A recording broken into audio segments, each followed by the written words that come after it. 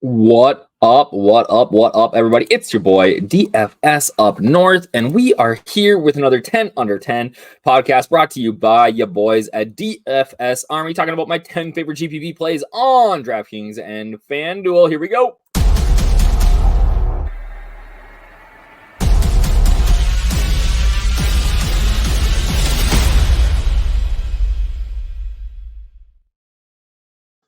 What up, everybody? Like I said, it's your boy DFS Up North, aka Josh Thomas.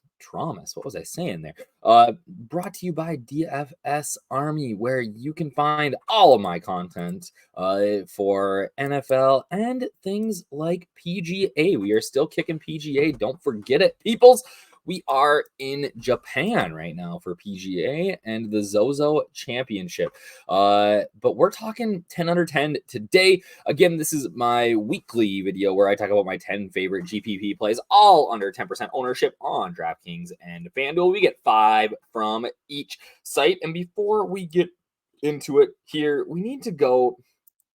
Let's just check out this wall of champions. And I'm thinking we've had some people added to this thing in the last week. Obviously, we got our Millie wins at the top. But like, check out these ones from this year. We got LOL Advantage taking down 105K a couple weeks ago, 100 grand for sliders. Frank Gore used 70K. We had a college football member guy win 20 freaking K, 15K. And we got college football tomorrow. So if you are not a DFS Army VIP, what are you doing? You are absolutely missing out on some just outstanding content, whether it's NFL, PGA, and golf, whatever. Like I'm blanking here, college football. And we just had a brand new update go into the Dom station, which is our DFS Army Optimizer, and I'm really excited about it. And we are seeing right now that guys have been crushing. We had some guys take down the showdown slate last night. And again, it's things are really on the up and up here. You get in now, you can just try a free month. If you go to a DFSArmy.com, you can see it here on the page. You click this free month, follow the directions, and you get access to a free month of DFS Army and likely a deposit match on one of those sites. And you guys can check us out for a month. So the focus of this article and video every week is to look at guys that I think have a chance to help you win a GPP. Now, should you be playing all of these guys in the same lineup together? And the answer is, I'm going to come in tight to say this, no. All right. Chalk is chalk for a reason in DFS, right? Especially things like chalk running backs. Okay. So ownership tends to pool on places where guys are in really, really good spots. Now, do guys in really, really good spots fail sometimes? Yes. Do guys in really, really bad spots crush sometimes? Yes. And what we're trying to do is just sort of find the balance in between those two types of plays, because that is what gets you into the nuts and helps you to take down a GPP nowadays. It is not as easy as it was last year or 3 years ago or 4 years ago. The field is getting sharper and sharper. And that's why I think videos like this are so important. So let's get back to the article, right? First or last, I ain't here to min cash. I'm not looking to just go and end up with something that's, doubling my money. I want it all, baby. So if we look at our plays from last week, we actually had a couple of guys show up in GPP winning lineup. So 3 plays from this last week were winners on one of the 2 sites. So we got Jacoby Myers, who brought back 2.9x value. Desmond Ritter was the DraftKings guy last week. And then Amon-Ra St. Brown was wide receiver 2 for a 3.1x value. Some of the guys on this, though, like I said, right? First or last, I ain't here to min cash. You played Logan Thomas, you ain't first, you are probably last, right? We talked about how Kendre Miller was a low end play last week, just looking for maybe a touchdown here or there. David Montgomery got hurt last week. Bryce Young was serviceable. Kirk Cousins was not. Chris Godwin was serviceable, right? They might have got you into the line across the cash line. But again, we are looking to freaking win. So we want to get, but 30% hit rate, that's one of the better ones on the year. So I will take that. So this week, guys, it's a weird week, right? Let's look at this first. Okay. I always just like looking in our domination station because it's the easiest way to kind of look at all the games right at once. and have an idea of what is going on the overall slate. You can see the Sharp app in the background there. If you are not a member of the Sharp app, get involved there too, right? If you are a DFS Army VIP and watching this video though, and you haven't checked out the new DOM station or the update that was applied, make sure that you clear your browser cache. But you can see here all 1, 2, 3, 4, 5, 6, 7, 8, 9, 10 of the games. And what the first thing that sticks out to you is they're all pretty low totals, right? 48 for the Chiefs and Chargers, but we've got one game under 42, 3. I'd count 40.5 and 40. So like half of the games are looking at, we're looking at totals that are underneath 40 points, which is kind of crazy, right? So we saw last night though, 39-point total went for what? 55? I don't even know. 55 points last night. So these games can go off, right? It's just trying to find that spot where it's going to. All right. And I got a couple that I like this week. As long as we're in the domination station, though, we might as well check out some of the ownership. I believe we're on Draftkings right now. And we can just see by projected ownership who the highest owned players on the week are going to be. And right now it looks like Isaiah Pacheco chalk, Kenny Walker chalk, and again, running Josh Jacobs chalk, which I think Josh Jacobs should be like 100% owned this week. Even with Aiden O'Connell at the helm, I'm really high on him. But then we got Zay Flowers, Keenan Allen, Cooper Kupp, Zach Evans, who I think is super bad chalk. I don't even think that he's going to get the most snaps on that team or the most touches on that team for the Rams. Bijan Robinson, Jahmyr Gibbs, Travis Kelce. When we look at the quarterbacks, we can see that the chalk is everybody here is going to be under 10% owned, right? Patrick Mahomes has that 100 rating. Jordan Love, Josh Dobbs, all in good spots. There's a couple of guys that are going to be low owned here, though, that I really like. So let's talk about the 2 QBs on DraftKings that I am a fan of this week, and it starts with Jared Goff. All right. Ownership's bumped up to about 3% since this article posted, I think Wednesday or Thursday. You know that Mahomes, Josh Allen, guys like that are great plays. Okay. But these low owned guys are, I think, going to go off. All right. And for me this week, it starts with Goff. Goff's been in the Millie Maker 3 times on both of the sites because the Lions are throwing the ball about a million freaking times. 300 yards or 3 TDs in every single game this season. And I think that the Ravens are a paper tiger defense. They haven't played anyone yet. All right. They got tons of injuries. And yes, they haven't given up a ton of points. But again, outside of a Joe Burrow when he was struggling earlier this year, they haven't played anyone yet. So I really do. I think this is a paper tiger defense against a really, really good offense. And I'm really high on Jared Goff. I don't get it. Doesn't make sense to me that he's going to be that low owned. So I am high on him. And then a guy that we had in this article last week that I'm going right back to the well with is your boy Desmond Ritter. Let's see. He's 3% here. Has the ownership? Nope. Barely moved on Ritter. 5,200, super cheap. He's gone over 300 yards each of the last 2 weeks. He threw it 47 freaking times last week. All right. I think this is a awesome spot for Ritter. I get that Tampa Bay's like historically a decent defense, but again, not that great either. They've given up some big totals. Okay. And this is just a guy that I think over time is going to sort of end up like a Justin Fields, where you have to play him. The floor is going to be 0, but the GPP winning upside is going to be there every week. We haven't even scratched the surface of Desmond Ritter rushing the ball yet. And when that starts to happen, I think we are going to see some monster scores. All right. Like 30 plus DK points, GPP winners. So I wrote about it a little bit further down here about guys that I think at times, we have to look at fantasy, daily fantasy in more of a macro view than a micro view. We're so sucked into that single week sometimes, and that's good, right? We're sucked into the single matchup, and that's important. But at times, I think we need to take a macro look too and say, hey, I believe that this guy is going to put up a GPP winning score at some point this year. I wrote that in this article about Desmond Ritter about 3 weeks ago. All right. And guess what he did last week? He did it. And I think he can do it again. So there's guys that I think that if you spend enough time on, you just have to if you spend enough time on DFS, you're going to get leans on certain guys that you just think, hey, I think at some point this guy is going to do it, right?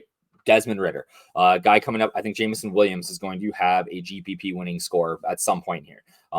So that macro view, you got to just be like, okay, I think this is going to happen at some point. I don't want to miss out. So I'm just going to have exposure to him every single week, right? And that is how you end up playing a guy at less than 1% owned that smashes, because maybe he was 10% owned 2 weeks ago and dudded, right? But you got to stay true to your process. If you see something and you're like, you know what, this guy, this is a smash spot. The matchups in NFL matter way less than everybody thinks, I think.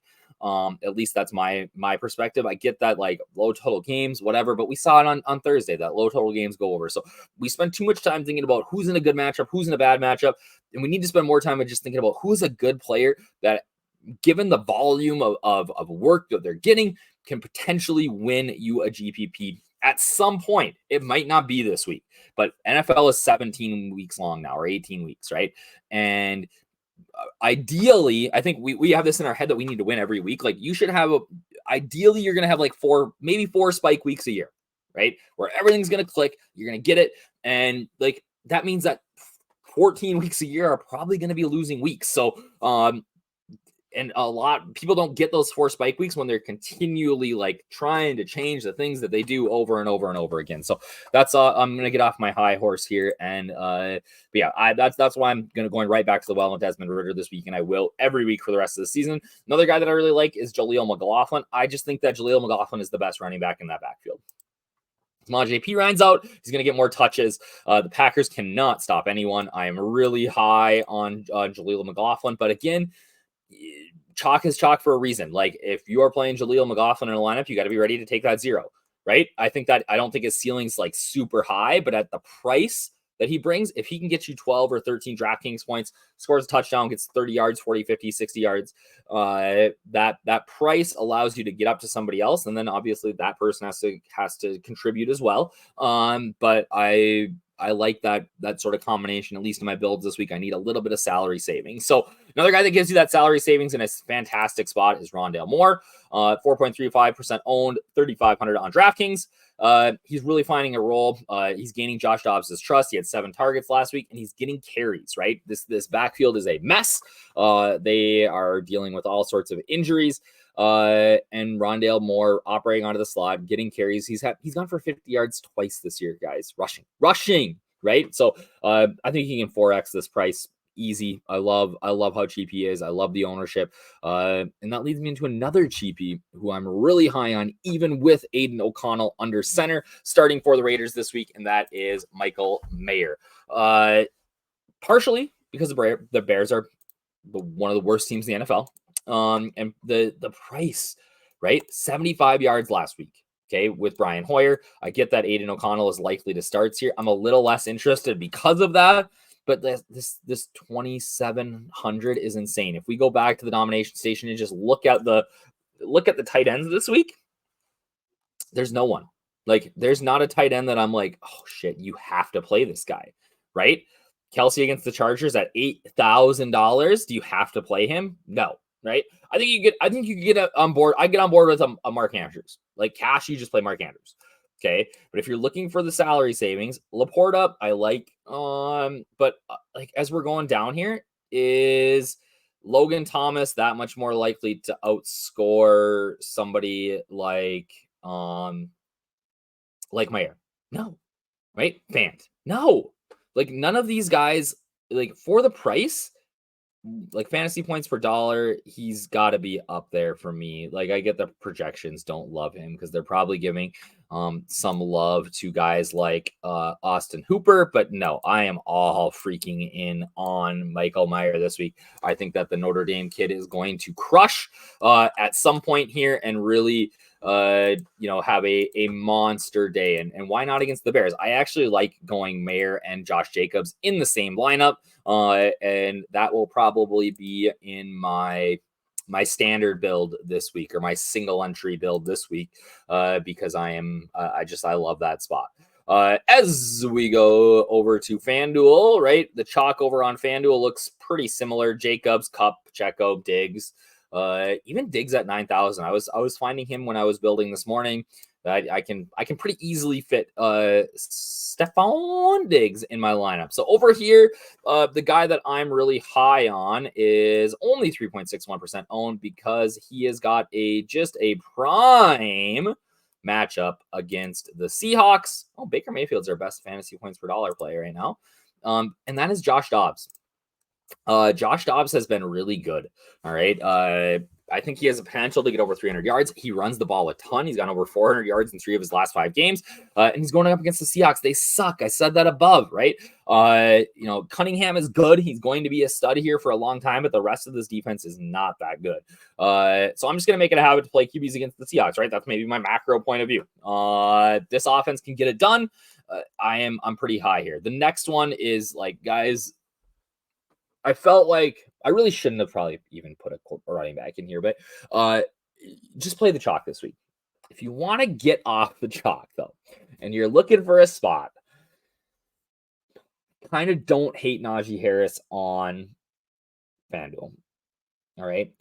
He hasn't scored yet this year, so he's due a touchdown, which I know that statistically makes no sense, but the matchup against the Rams is good. I could play on their D line. Matt Canada continues to give him like 12 to 18 touches a game. Like at this price, if he punches one in here, he can get there. All right. He doesn't need the 30-point game. He needs like a 15 to 20. And I think if he punches one in, he gets that. Yeah, so it's gross. I wrote on here, I just puked in my mouth a little bit. Plug your nose. It's not sexy, but it's in play. Wan'Dale Robinson, I love operating out of the slot against the Commanders. The Commanders are not very good. He led the team in targets last week, and he's only playing around 60% of the snaps. Love Wan'Dale Robinson. He's cheap on DraftKings, but he's going to be over 10% owned. So I like him a little bit better over here on FanDuel at the ownership. And then, like I said, Jameson Williams. I think that Jameson Williams at some point is going to smash. He is too good not to.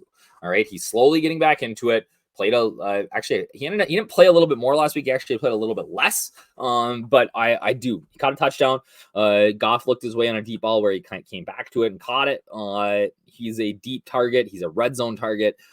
He has multiple touchdown upside. I am a believer in Jameson Williams in this offense. So I'm going to get a piece of it against the Paper Tiger Ravens secondary. And again, one of those guys that I'm just going to keep going back to until I hit it, because it's going to happen at some point this year.